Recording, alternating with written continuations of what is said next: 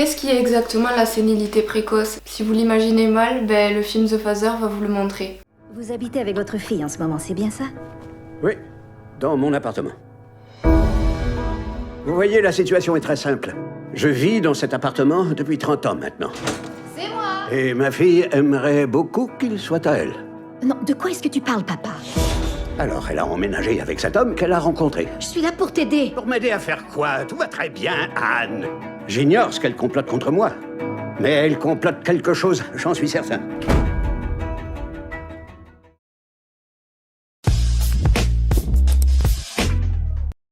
Ce film d'environ 1h30, sorti en avril du coup 2021 de cette année, raconte l'histoire d'Anthony, 80 ans, et de sa fille Anne qui tente de l'aider au jour le jour malgré la maladie. Le problème c'est que Anthony refuse d'être aidé et d'être accompagné, les infirmières démissionnent toutes elles peu à peu et il sombre un petit peu dans la folie en commençant à douter de ce qui est vrai ou non et de parfois se sentir en danger ou voire trompé. Je tenais vraiment à vous faire une critique sur ce film parce que j'avais vraiment fait l'impasse sur celui-ci en vous faisant ma vidéo sur les Oscars parce qu'il n'était pas encore sorti. Là on voit vraiment l'histoire d'un homme qui se brise peu à peu sous nos yeux et c'est vraiment super triste comme film. Ce long métrage britannique est selon moi super important car on prend vraiment conscience du côté un peu douloureux de la maladie, que ce soit pour les proches mais là aussi on en vient à ressentir ce que le malade lui vit. Se mettre à la place du personnage, c'est vrai que c'est très rare. Il nous montrera vraiment la trajectoire d'un vieil homme avec une vie qui se brise sous nos yeux. Malgré les scènes embuées et mélangées du personnage,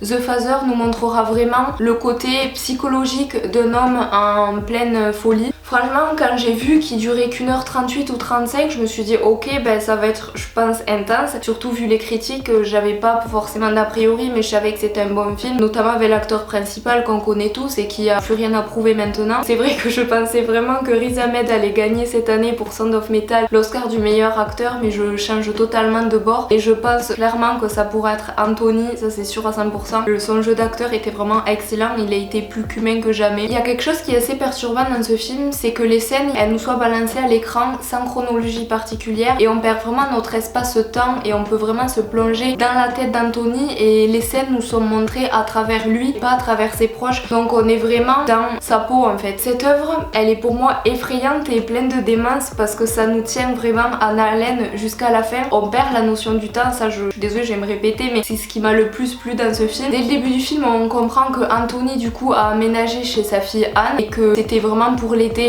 le plus possible qu'elle a fait ce choix, mais on comprend aussi que mentalement elle en peut plus. Comme je l'ai dit, les infirmières démissionnent toutes peu à peu et ils se les mélangent même entre elles. Sa fille est obligée de les faire passer pour des invités pour ne pas qu'ils se braquent. Well, Laura has come round to meet us so that she can get an idea of how you live and to what extent she might be able to help you. I know, dear, I know that. You've already told me 100 times.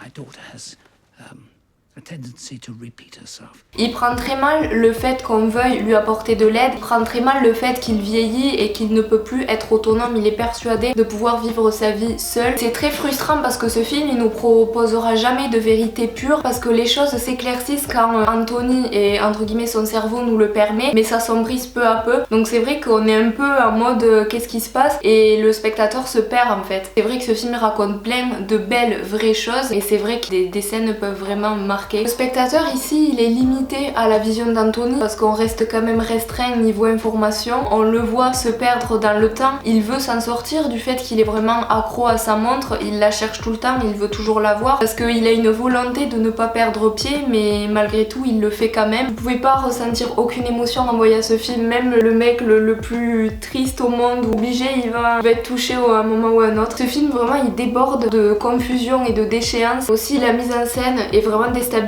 parce que déjà la maison en soi est grande donc il fait vraiment les 100 pas autour de sa maison. Vraiment cette histoire d'un homme en fin de vie qui perd tous ses repères et tout ce qu'il a. J'ai aimé ce film parce qu'on découvre vraiment le côté inquiétant de la vieillesse. J'espère vraiment que la rouverture des salles sera possible et qu'il sera projeté. Ce récit intelligent nous fait ressentir non pas la vieillesse d'Anthony mais aussi ses chagrins, ses traumatismes et ses peurs qui refont surface à la fin de sa vie. Au fur et à mesure du film on découvre vraiment ses craintes qui le hanteront jusqu'à la fin de sa vie. The Father, pour moi, c'est un film qui est à vivre un peu comme une expérience unique et presque orinique. Cette œuvre qui est à la fois surprenante et touchante, c'est le choix parfait pour traiter la démence d'une personne en fin de vie. C'est un grand oui parce qu'il traite énormément la dimension intime de la démence d'une personne en fin de vie et j'espère vraiment que ce film il vous touchera autant qu'il m'a touchée.